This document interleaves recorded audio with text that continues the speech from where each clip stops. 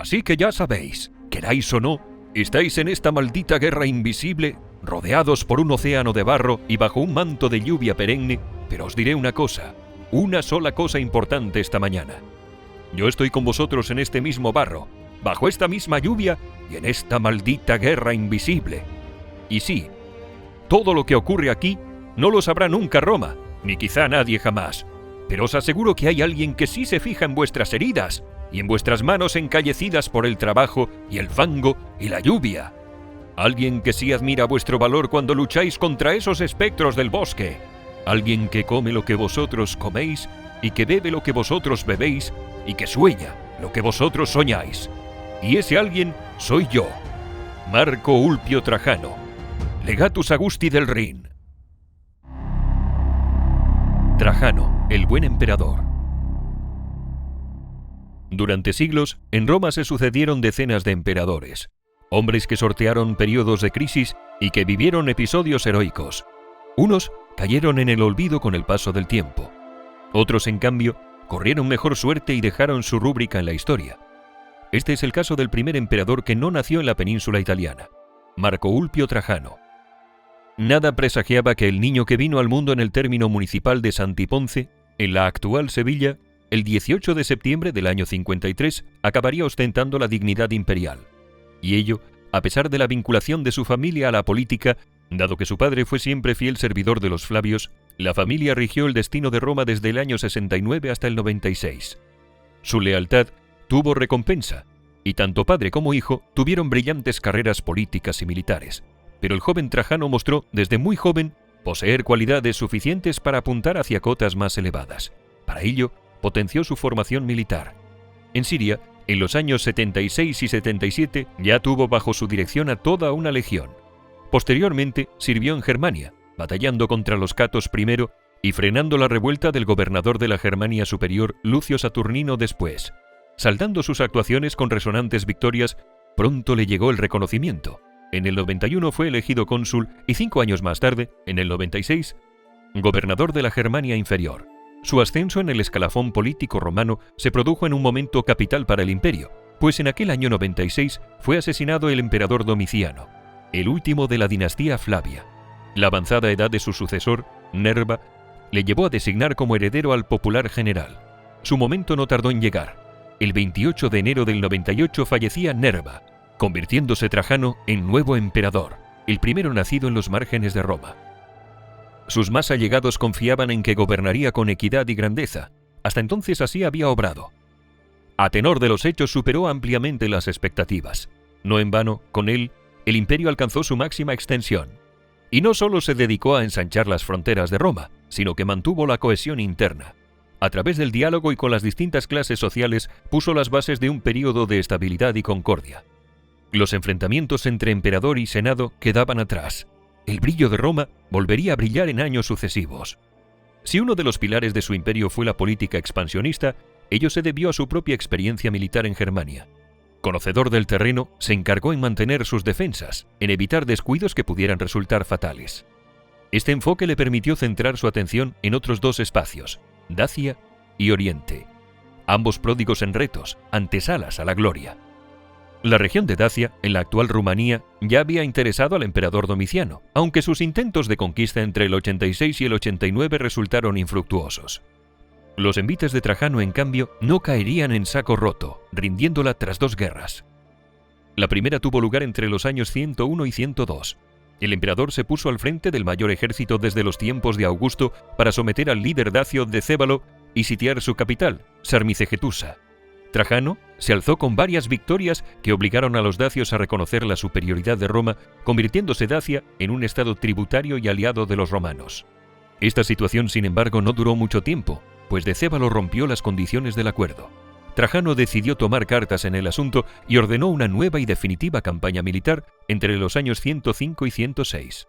Dividió el ejército en 3 partes con la intención de conquistar todo el territorio dacio. En esta guerra, Sarmizegetusa fue tomada y destruida, y Decébalo prefirió suicidarse a caer prisionero. Finalmente, la región pasó a formar parte del Imperio Romano y fue sometida a un importante proceso de romanización. El éxito del mismo fue tal que, aún a día de hoy, en Rumanía es común el nombre de Trajano, Una vez concluida la campaña, los ojos de Trajano se fijaron en Oriente. En el año 106 murió Rabel II Sóter, monarca del reino nabateo, una importante región oriental que durante mucho tiempo había sido aliada de los romanos. Tras la muerte del rey, Trajano decidió anexionar ese territorio y lo convirtió en una nueva provincia con el nombre de Arabia Pétrea. Esta se extendería desde el sur de Jordania al noroeste de Arabia Saudí y sería clave para las siguientes campañas militares de Asia. Estas se iniciaron en el año 113, cuando el Imperio Parto, el gran rival de Roma en Asia, puso a un nuevo rey en Armenia, reino vasallo de Roma, pero sobre el que tenían influencia los partos. Que la variación se llevara a cabo sin la aprobación romana fue excusa suficiente para la guerra. Trajano, al frente de nuevo de las tropas, consiguió varias victorias definitivas, haciéndose con los territorios de Armenia, donde derrotó al rey designado por los partos, Asiria y Mesopotamia.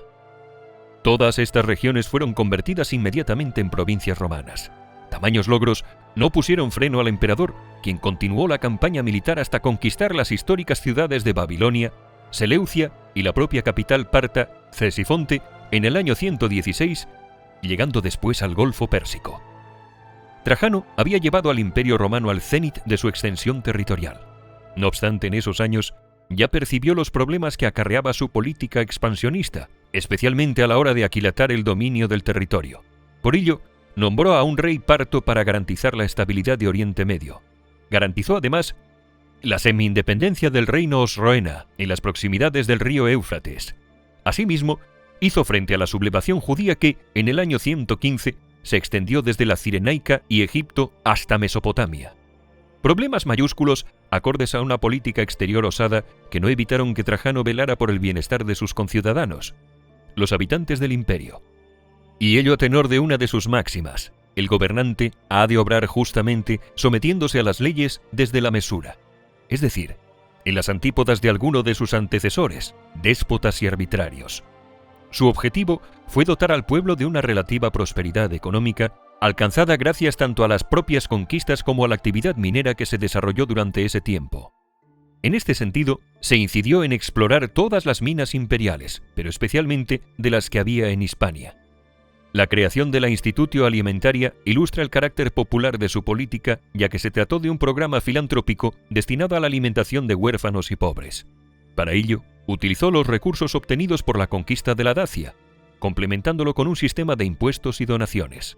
Tuvo muy buena acogida y efectividad, dada la cantidad de niños que se vieron beneficiados por el programa, a partir del cual se repoblaron diferentes zonas de la península italiana. El esplendor de la etapa de Trajano también dejó huella en materia constructiva. Numerosos lugares del imperio se vieron beneficiados por su política, como la propia Roma. Allí mandó construir un nuevo espacio en los foros imperiales, que destaca como uno de los ejemplos más sobresalientes del arte romano. También la urbe se vio beneficiada con la ampliación de su puerto en Ostia. Fuera de la capital, y a modo de ejemplos de esta política, Trajano mandó construir nuevas vías para mejorar las comunicaciones dentro del imperio. Unió el Nilo con el Mar Rojo por un canal para mejorar el comercio, y mandó construir varias ciudades para favorecer la romanización de varias zonas, especialmente la Dacia. Después de casi 20 años de gobierno, y tras nombrar sucesor a su sobrino Adriano, el emperador Trajano murió en Selinunte, una ciudad cuyas ruinas se encuentran cerca de la actual ciudad turca de Gazipasa, en agosto del año 117. La noticia provocó el pesar de todo el mundo romano, desde los propios senadores a la plebe. Se ordenó que sus cenizas fueran enterradas debajo de su columna en Roma, aunque hay quienes señalan que se situaron sus inmediaciones. Su fallecimiento le abrió las puertas del Olimpo. En adelante recibiría elogios unánimes. El Senado de Roma, que ya lo había honrado en vida al concederle el título de óptimo, ordenó que fuera deificado, por lo que pasó a ser conocido oficialmente como el Divino Trajano.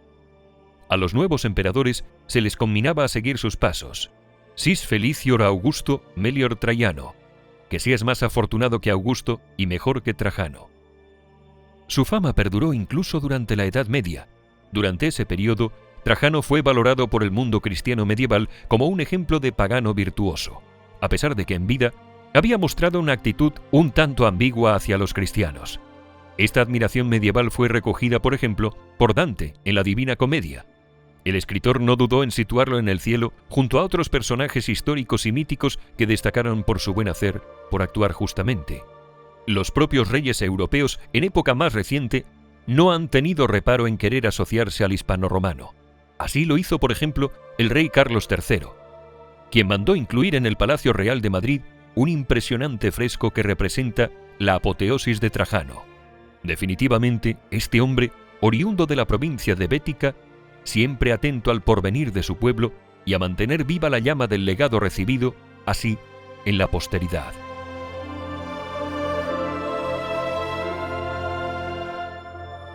Si quieren conocer la huella que dejamos en todo el mundo, no se pierdan España en el Mundo. Curiosidades para leer en familia.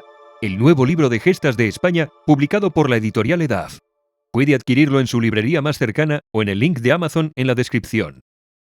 Si quiere ver más historias de España, puede apoyar el canal suscribiéndose y compartiendo el vídeo.